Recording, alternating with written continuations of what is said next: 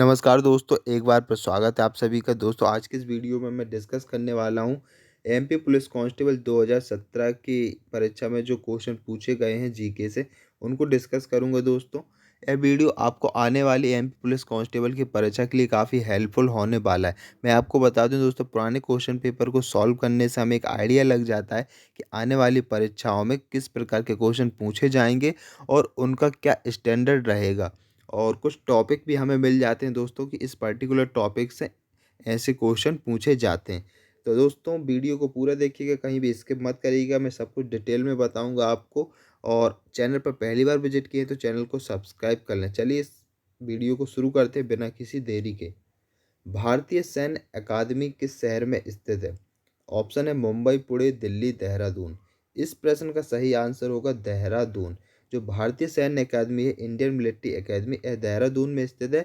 और इसकी जो स्थापना हुई थी 1932 में हुई थी। भारतीय सैन्य अकादमी की स्थापना कब हुई थी? 1932 में। वर्तमान में हमारे तीनों सेनाओं के प्रमुख कौन है, इसको भी हम डिस्कस कर लेते हैं। करंट अफेयर्स के पॉइंट ऑफ व्यू से काफ़ी इंपॉर्टेंट है। थल सेना प्रमुख है जनरल मनोज मुकुंद नरवणे। वायुसेना प्रमुख है विवेक राम चौधरी। जल सेना प्रमुख है राधा कृष्णन हरि कुमार। रक्षा मंत्री हमारे देश के राजनाथ सिंह। दोस्तों, हमारे देश के जो पहले सीडीएस थे, chief of defence staff, Shri Bipin Rawat ji का हाल ही में तमिलनाडु में हेलीकॉप्टर दुर्घटना में दोस्तों डेथ हो चुकी है। और जो कि हमारे देश के लिए काफ़ी बड़ी क्षति है।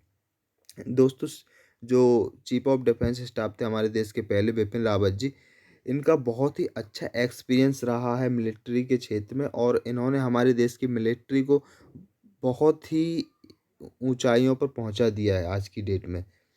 तो दोस्तों, सीडीएस कौन थे पहले हमारे देश के, आपको याद रखना है। एग्ज़ाम पॉइंट ऑफ व्यू से काफ़ी इम्पोर्टेंट है। नेक्स्ट क्वेश्चन हम देखेंगे। भारत की पहली मैपिंग सैटेलाइट का नाम बताइए। ऑप्शन है कार्टोसेट, भास्कर, इनसेट, आईसी। इस प्रश्न का सही आंसर होगा कार्टोसेट 1। पहली मैपिंग सैटेलाइट हमारे देश की कौन सी है? कार्टोसेट 1। दोस्तों, यहाँ पर हम अन्य क्वेश्चन देखेंगे। भारत का पहला उपग्रह कौन सा है? भारत का पहला उपग्रह आर्यभट्ट। और इस उपग्रह का नाम हमारे देश के जो वैज्ञानिक थे जिन्होंने शून्य का आविष्कार किया था, उनके नाम पर रखा गया है। उनका नाम था आर्यभट्ट। ठीक है। नेक्स्ट है, इसरो का मुख्यालय कहाँ पर है? इसरो का मुख्यालय बेंगलुरु में है। इसका फुल फॉर्म होता है इंडियन स्पेस रिसर्च ऑर्गेनाइजेशन। इसकी स्थापना 15 अगस्त 1969 में हुई थी। नेक्स्ट पॉइंट हम देखेंगे। भारतीय अंतरिक्ष कार्यक्रम के जनक कौन है? विक्रम साराभाई। डीआरडीओ की स्थापना कब हुई है? 1958 में। यह सभी पॉइंट काफ़ी इंपॉर्टेंट है और पिछली कई परीक्षाओं में पूछे जा चुके हैं। निम्नलिखित भारतीय संगीतकारों में से किसे भारत रत्न प्राप्त नहीं हुआ है? यहाँ चार ऑप्शन है, इन चार में से तीन को प्राप्त हुआ है और जो चौथा ऑप्शन है इनको प्राप्त नहीं हुआ है भारत रत्न। दोस्तों, मोहम्मद रफ़ी भारत के मशहूर गायक हैं और इनको पद्मश्री प्राप्त हुआ है। दोस्तों, मोहम्मद रफ़ी जी को 1967 में पद्मश्री प्राप्त हुआ है। और जो अन्य तीन ऑप्शन है, श्री रविशंकर जी, इनको 1999 में भारत रत्न मिल चुका है। लता मंगेशकर जी को 2001 में भारत रत्न मिल चुका है। भीमसेन जोशी को 2008 में भारत रत्न मिल चुका है। तो इन तीनों को आप अच्छे से याद रखेंगे। और जो मोहम्मद रफ़ी हैं, इनको पद्मश्री मिला था, इनको भारत रत्न नहीं मिला है। भारत रत्न से रिलेटेड अन्य चीज़ों को मैं डिस्कस कर लेता हूँ यहाँ पर। जो भारत रत्न है हमारे देश का सर्वोच्च सम्मान पुरस्कार है दोस्तों। और किसी भी विशेष क्षेत्र में विशेष कार्य के लिए यह पुरस्कार दिया जाता है। ठीक है। इस पुरस्कार की शुरुआत 1954 में हुई थी। 1954 में सबसे पहले सीवी रमन, सी राजगोपालाचारी और सर्वपल्ली राधाकृष्णन को यह दिया गया था। तीन लोगों को दिया गया था, काफ़ी इंपॉर्टेंट है। ठीक है। इसके बाद दोस्तों, अभी करंट में जो लास्ट टाइम 2019 में दिया गया है भारत रत्न, वह नानाजी देशमुख, भूपेन हजारिका और प्रणब मुखर्जी को भी दिया गया है। ठीक है, 2019 में। इसके अलावा मैं आपको बता दूं कि सचिन तेंदुलकर को भी भारत रत्न मिल चुका है, अटल बिहारी वाजपेयी जी को भी भारत रत्न मिल चुका है। तो यह भी आप याद रखेंगे, करंट अफेयर्स के पॉइंट ऑफ व्यू से यह भी इम्पोर्टेंट है, ठीक है। नेक्स्ट क्वेश्चन हम देखेंगे, पचमढ़ी किस जिले में स्थित है? पचमढ़ी किस जिले में स्थित है? ऑप्शन है शाहपुरा, होशंगाबाद, भोजपुर, अनूपपुर। पचमढ़ी दोस्तों हमारे मध्य प्रदेश का एक फेमस टूरिस्ट प्लेस है और यह होशंगाबाद जिला में स्थित है। होशंगाबाद में पिपरिया जो तहसील वगैरह पड़ती है यहाँ पर है स्थित है, ठीक है। जिला है होशंगाबाद। पचमढ़ी होशंगाबाद में स्थित है। धूपगढ़ इसकी सबसे ऊंची चोटी, जो पचमढ़ी है दोस्तों, इसकी जो सबसे ऊंची चोटी है वह है धूपगढ़, जिसकी ऊंचाई 1352 मीटर। और मैं आपको बता दूं हमारे मध्य प्रदेश की सबसे ऊंची चोटी धूपगढ़ ही है, ठीक है। और यह सतपुड़ा पर्वतमाला में स्थित है। कौन सी पर्वतमाला में? सतपुड़ा पर्वतमाला में स्थित है। इसके बाद नेक्स्ट क्वेश्चन हम देखेंगे, पेंच हाइड्रोलिक परियोजना किन दो देशों की संयुक्त परियोजना है? पेंच हाइड्रोलिक परियोजना किन दो देशों की संयुक्त परियोजना है? ऑप्शन है MP Rajasthan, MP UP, MP Maharashtra, MP Chhattisgarh. इस प्रश्न का सही आंसर होगा मध्य प्रदेश एंड महाराष्ट्र। जो तीसरा ऑप्शन है सही आंसर होगा मध्य प्रदेश व महाराष्ट्र की संयुक्त परियोजना है पेंच हाइड्रोलिक परियोजना, ठीक है दोस्तों। अब यहाँ पर संयुक्त परियोजनाओं से संबंधित क्वेश्चन पूछा गया है, तो हम देख लेते हैं मध्य प्रदेश की अन्य संयुक्त परियोजनाएं कौन कौन सी हैं। गांधी सागर जल विद्युत केंद्र, गांधी सागर जल विद्युत केंद्र यह मध्य प्रदेश व राजस्थान की संयुक्त परियोजना है जो कि चंबल नदी पर स्थित है। राणा प्रताप सागर जल विद्युत केंद्र यह भी मध्य प्रदेश व राजस्थान की संयुक्त परियोजना है। जवाहर सागर जल विद्युत केंद्र यह भी मध्य प्रदेश व राजस्थान की संयुक्त परियोजना है और तीनों ही चंबल नदी पर स्थित है। तीनों ही बहुत ही इंपॉर्टेंट है। इसके अलावा रेहंद परियोजना मध्य प्रदेश व यूपी की संयुक्त परियोजना है, ठीक है। इसके अलावा दोस्तों यहाँ पर मैं और कुछ इम्पोर्टेंट पॉइंट बता दूँ आपको। यहाँ पर नदियों से रिलेटेड बात कर लेते हैं। मध्य प्रदेश की जो सबसे बड़ी रिवर है वह है नर्मदा रिवर। मध्य प्रदेश की सबसे बड़ी नदी कौन सी है? नर्मदा नदी, ठीक है।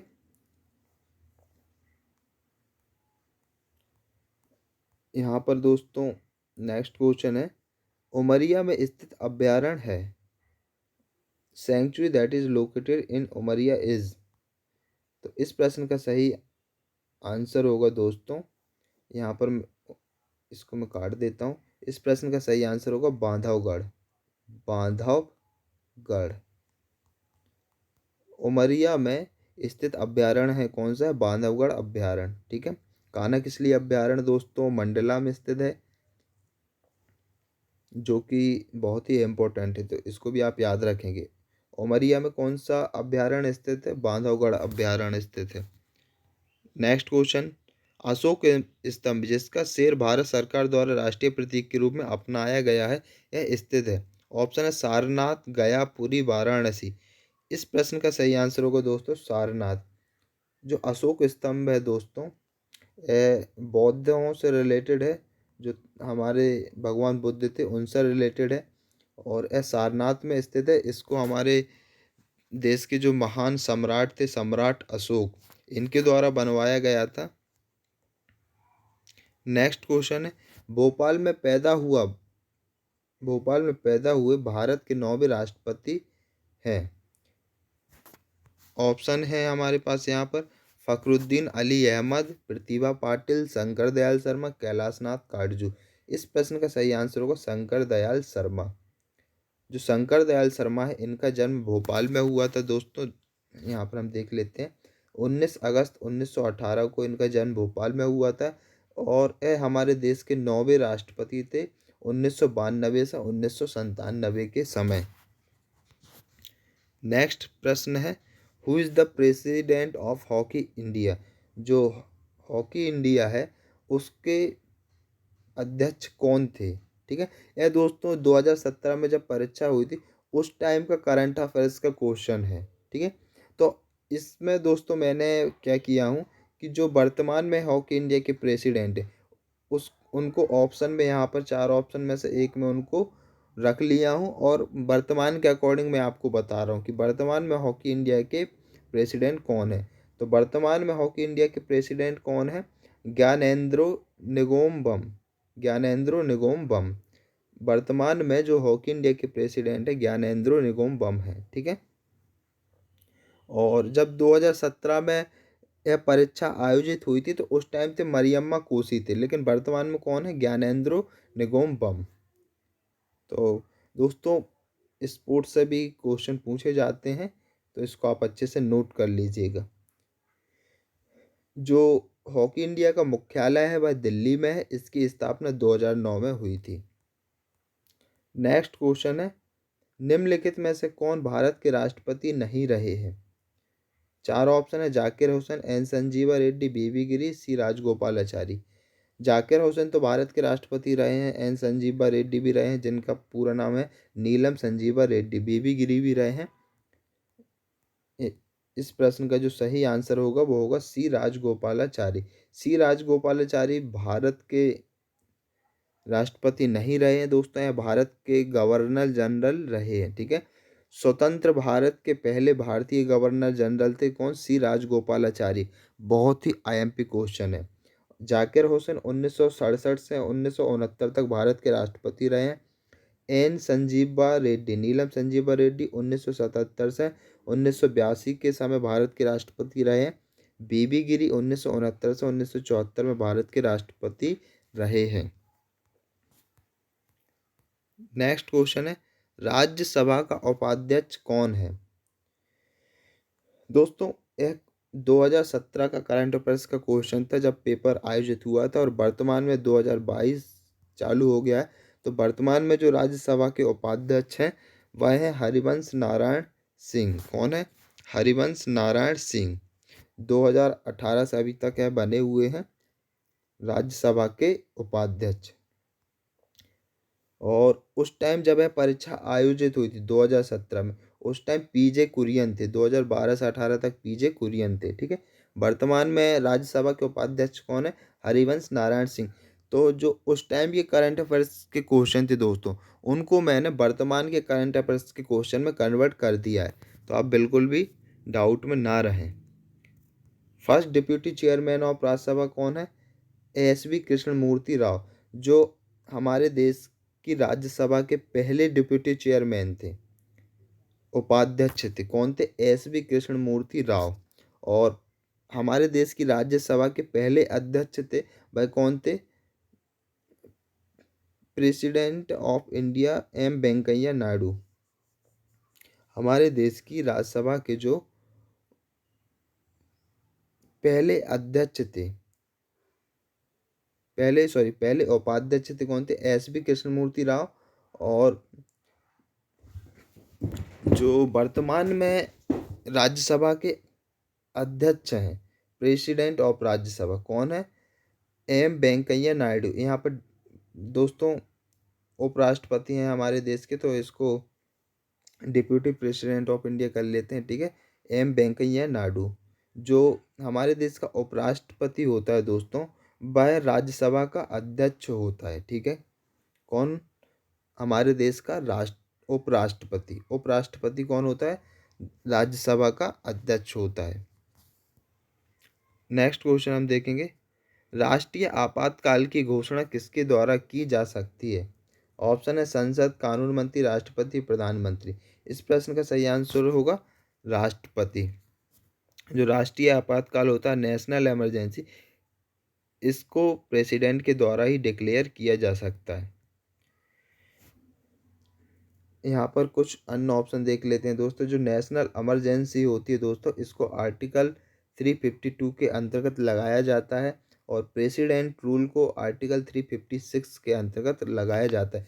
जो आपातकाल की स्थिति है दोस्तों, वह हमारे देश में जब कुछ आंतरिक या बाह्य समस्या हो, ठीक है, जैसे बाहर से कोई युद्ध आक्रमण हो रहा हो, या भारत में कोई आंतरिक समस्या हो, महामारी हो, या किसी प्रकार के इंटरनल बार हो जाए, इन इन दैट केस दोस्तों नेशनल इमरजेंसी लगाई जाती है। ठीक है, राष्ट्रीय आपातकाल लगाया जाता है। तो आर्टिकल 352 के अंतर्गत प्रेसिडेंट घोषित करता है। और हमारे देश में कब कब आपातकाल लग चुका है मैं आपको बता दूं। 1962 में जब भारत और चाइना का युद्ध हुआ था, उसके बाद उस टाइम दोस्तों पहली बार इमरजेंसी लगाई गई थी। और 1965 में फिर से भारत पाकिस्तान युद्ध हो गया था दोस्तों, तो एक कंटिन्यू लगी हुई थी। ठीक है, दूसरी बार 1971 में लगाई गई जब भारत का पाकिस्तान के साथ युद्ध हुआ। और तीसरी बार 1975 में लगाई गई दोस्तों, 1975 से 1977 तक। और इसको दोस्तों जो उस टाइम के प्रेसिडेंट थे फ़खरुद्दीन अली अहमद, इनके द्वारा जारी की गई थी। ठीक है, officially issue by president Fakhruddin Ali Ahmed under article 352। ठीक है, प्रधानमंत्री जी के कहने पर दोस्तों लगाई गई थी। तो इस प्रश्न को आप अच्छे से याद रखिएगा दोस्तों, यह काफ़ी इम्पोर्टेंट प्रश्न है। नेक्स्ट क्वेश्चन है, शिवपुरी में माधव राष्ट्रीय पार्क को इस वर्ष में स्थापित किया गया था। शिवपुरी में जो माधव राष्ट्रीय पार्क है इसको 1958 में स्थापित किया गया था। नेक्स्ट क्वेश्चन है, भारत में सबसे लंबी सड़क सुरंग है। भारत में सबसे लंबी सड़क सुरंग कौन सी है? चेनानी नासरी टनल, चेनानी नासरी सुरंग। यहाँ पर कुछ इंपॉर्टेंट पॉइंट हम देख लेते हैं। जो चेनानी नासरी सुरंग है दोस्तों, इसका वर्तमान में जो नाम है वह बदल कर दिया गया है doctor Shyam Prasad Mukherjee tunnel. Doctor Shyam Prasad Mukherjee tunnel, इसकी लंबाई है 9.28 किलोमीटर। काफ़ी इम्पोर्टेंट क्वेश्चन है। और यह हमारे देश का जो नेशनल हाईवे 44 है उस पर स्थित है। नेशनल हाईवे 44 है जो कि दोस्तों नॉर्थ से लेके साउथ तक जाता है। ठीक है, उस पर टनल स्थित है। और जम्मू को श्रीनगर से यह टनल कनेक्ट करती है। तो जम्मू कश्मीर में दोस्तों है, जम्मू को श्रीनगर से कनेक्ट करती है। आप इसको नोट करिएगा अच्छे से। इसके अलावा जो अटल टनल है दोस्तों, अटल टनल है हमारे देश की सबसे अधिक ऊंचाई पर स्थित टनल है। और यह भी काफ़ी बड़ी टनल है। अटल टनल को रोहतांग टनल के नाम से भी जाना जाता है। नेक्स्ट क्वेश्चन है, निम्नलिखित में से कौन प्रथम भुगतान बैंक है जो भारत में परिचालन आरंभ करेगा। दोस्तों यह 2017 का करंट अफेयर्स का क्वेश्चन है। तो वर्तमान में तो अब बहुत सारे पेमेंट बैंक हो चुके हैं, तो इसको मैंने कन्वर्ट नहीं किया है। उसी टाइम जो पेमेंट बैंक था, फर्स्ट पेमेंट बैंक वह था एयरटेल पेमेंट बैंक। कौन सा था? Airtel payment bank. अब तो बहुत सारे हैं, पेटीएम, उज्जीवन, स्टेट बैंक, सभी दोस्तों एक प्रकार के पेमेंट बैंक बन चुके हैं। पोस्ट ऑफिस का भी पेमेंट बैंक है, आईपीपीबी। ठीक है, तो जो पहला भुगतान बैंक था वह कौन था? Airtel payment bank. चौथा ऑप्शन यहाँ पर सही आंसर होगा। नेक्स्ट क्वेश्चन है, ICC cricketer of the year 2016 boughs. 2016 में आईसीसी क्रिकेटर कौन थे? 2016 में आर अश्विन थे, रविचंद्रन अश्विन भारत के हैं दोस्तों, और काफ़ी अच्छे स्पिन बॉलर हैं। इसके अलावा दोस्तों करंट के अकॉर्डिंग हम देख लेते हैं। 2016 में आर अश्विन थे। ठीक है, वर्तमान में दोस्तों आईसीसी मेंस क्रिकेटर 2019 के अकॉर्डिंग मैं बात करूंगा। ठीक है, अभी वर्तमान में डिक्लेयर्ड नहीं हुए हैं। तो 2019 में ओवरऑल में बेन स्टोक थे। इन्होंने जो वर्ल्ड कप हुआ था दोस्तों 50-50, उसमें काफ़ी अच्छा प्रदर्शन किया था और इंग्लैंड को जीत दिलाई थी। तो ओवरऑल में दोस्तों बेन स्टोक हैं आईसीसी मेंस क्रिकेटर 2019। और ICC men's ODI one day, ODI जिसको हम वनडे बोलते हैं, इसमें 2019 में रोहित शर्मा को मिला था है अवार्ड। और टेस्ट में दोस्तों मेंस की अगर बात करें तो पैट कमिंस। ठीक है, और इसके पहले 2019 के पहले अगर हम बात करें दोस्तों 18 में, तो मैं ओडीआई और टेस्ट दोनों में विराट कोहली को यह अवार्ड मिल चुका है। ठीक है, नेक्स्ट क्वेश्चन है, भारत में राष्ट्रीय विज्ञान दिवस खालिस्तान को मनाया जाता है। ऑप्शन है 30 जनवरी, 28 फरवरी, 25 दिसंबर, 1 दिसंबर। इस प्रश्न का जो सही आंसर होगा दोस्तों वह होगा 28 फरवरी। 28 फरवरी को दोस्तों भारत में राष्ट्रीय विज्ञान दिवस मनाया जाता है। इसके बाद नेक्स्ट क्वेश्चन हम देखेंगे दोस्तों, प्रथम कुलदीप नायर पत्रकारिता पुरस्कार खालिस्तान को प्रदान किया गया है। जो कुलदीप नायर थे दोस्तों हमारे देश के काफ़ी फेमस चर्चित व्यक्ति थे और पत्रकारिता के क्षेत्र में इनके नाम पर पुरस्कार भी दिया जाता है। ठीक है, तो कुलदीप नायर पत्रकारिता पुरस्कार 2017 में स्टार्ट हुआ है और पहली बार है रवीश कुमार जी को दिया गया था। ठीक है, रवीश कुमार जी एनडीटीवी के पत्रकार हैं और काफ़ी फेमस व्यक्ति हैं दोस्तों। इनको 2017 में प्रथम कुलदीप नायर पत्रकारिता पुरस्कार दिया गया था। नेक्स्ट क्वेश्चन, भारत के प्रथम उपराष्ट्रपति कौन थे? भारत के प्रथम उपराष्ट्रपति कौन थे? एस राधाकृष्णन, जाकिर हुसैन, बीबी गिरी, बीडी जा। तो दोस्तों इस प्रश्न का सही आंसर होगा एस राधाकृष्णन। डॉक्टर सर्वपल्ली राधाकृष्णन हमारे देश के पहले उपराष्ट्रपति थे और पहले राष्ट्रपति थे कौन? राजेंद्र प्रसाद जी। ठीक है, राजेंद्र प्रसाद जी। पहले कानून मंत्री कौन थे? बाबा साहेब भीमराव अंबेडकर जी थे। प्रधानमंत्री कौन थे?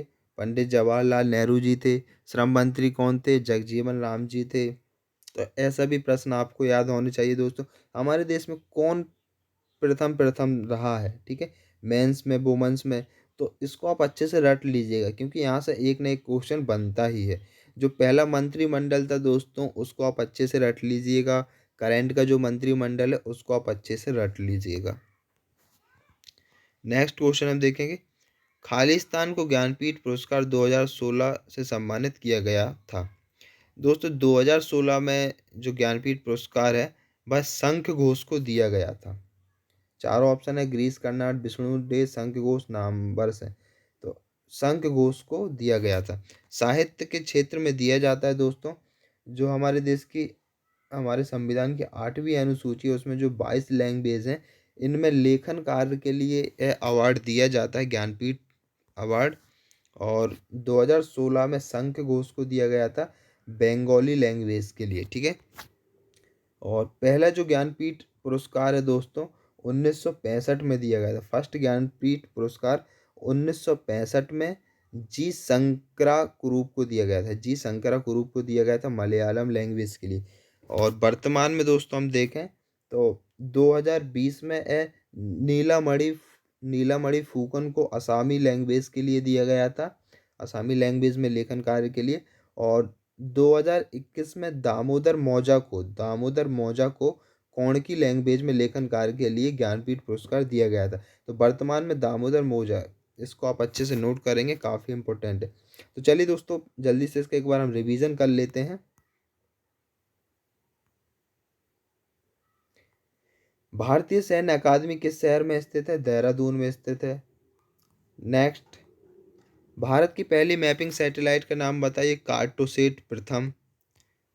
इसके बाद नेक्स्ट है, निम्नलिखित भारतीय संगीतकारों में से किसे भारत रत्न प्राप्त नहीं हुआ है? मोहम्मद रफ़ी, इनको पद्मश्री प्राप्त हुआ है। पचमढ़ी किस जिले में स्थित है? होशंगाबाद में स्थित है। नेक्स्ट है, पेंच हाइड्रोलिक परियोजना किन दो देशों की संयुक्त परियोजना है? मध्य प्रदेश व महाराष्ट्र। नेक्स्ट है, उमरिया में स्थित अभ्यारण्य है बांधवगढ़ अभ्यारण्य है। ठीक है, नेक्स्ट है, अशोक स्तंभ जिसका शेर भारत सरकार द्वारा राष्ट्रीय प्रतीक के रूप में अपनाया गया, कहाँ स्थित है? सारनाथ में स्थित है। नेक्स्ट है, भोपाल में पैदा हुए भारत के 9वें राष्ट्रपति हैं। शंकर दयाल शर्मा है, 1918 में भोपाल में इनका जन्म हुआ था। Who is the president of hockey India? तो वर्तमान में हॉकी इंडिया के प्रेसिडेंट है ज्ञानेंद्रो निगोम्बम, मुख्यालय दिल्ली में है। निम्नलिखित में से कौन भारत के राष्ट्रपति नहीं रहे हैं? सी राजगोपालाचारी भारत के राष्ट्रपति नहीं रहे हैं, ये हमारे देश के पहले गवर्नर जनरल थे। नेक्स्ट है, राज्यसभा का उपाध्यक्ष कौन है? तो दोस्तों राज्यसभा का वर्तमान में जो उपाध्यक्ष हैं वह है हरिवंश नारायण सिंह, 2018 से वर्तमान में अभी हैं। ठीक है। और हमारे देश के जो दोस्तों पहले उपाध्यक्ष थे राज्यसभा के, वह कौन थे? S B Krishnamurthy Rao. और वर्तमान में राज्यसभा के जो अध्यक्ष हैं, ठीक है, अध्यक्ष अलग होता है और उपाध्यक्ष अलग होता है। तो अध्यक्ष कौन है? जो हमारे देश के उपराष्ट्रपति हैं वेंकैया नायडू। ठीक है। प्रेसिडेंट, वाइस प्रेसिडेंट, ठीक है, यहाँ पे वाइस प्रेसिडेंट कर लीजिएगा दोस्तों। नेक्स्ट है राष्ट्रीय आपातकाल की घोषणा किसके द्वारा की जा सकती है? राष्ट्रपति के द्वारा, आर्टिकल 352 के अकॉर्डिंग। शिवपुरी में माधव राष्ट्रीय पार्क को किस वर्ष स्थापित किया गया था? 1958 में। भारत में सबसे लंबी सड़क सुरंग है चैनानी नासरी सुरंग, जिसका वर्तमान में नाम डॉक्टर श्याम प्रसाद मुखर्जी टनल हो गया है। 9.28 इसकी लंबाई है। निम्नलिखित में से कौन प्रथम भुगतान बैंक है जो भारत में परिचालन आरंभ करेगा? Airtel payment bank.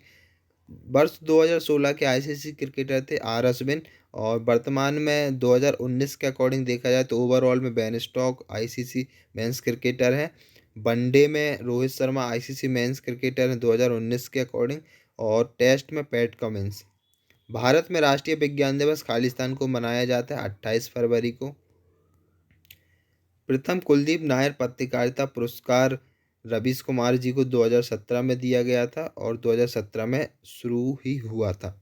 भारत के प्रथम उपराष्ट्रपति कौन थे? तो भारत के पहले उपराष्ट्रपति एस राधाकृष्णन थे, सर्वपल्ली राधाकृष्णन जी। खालिस्तान को ज्ञानपीठ पुरस्कार 2016 से सम्मानित किया गया था। तो शंख घोष को 2016 में ज्ञानपीठ पुरस्कार दिया गया था। 22 लैंग्वेज जो हमारी 8वीं अनुसूची में है दोस्तों, उनमें लेखन कार्य के लिए दिया जाता है। 2021 में दामोदर मौजा को कोंकणी लैंग्वेज के लिए दिया गया था।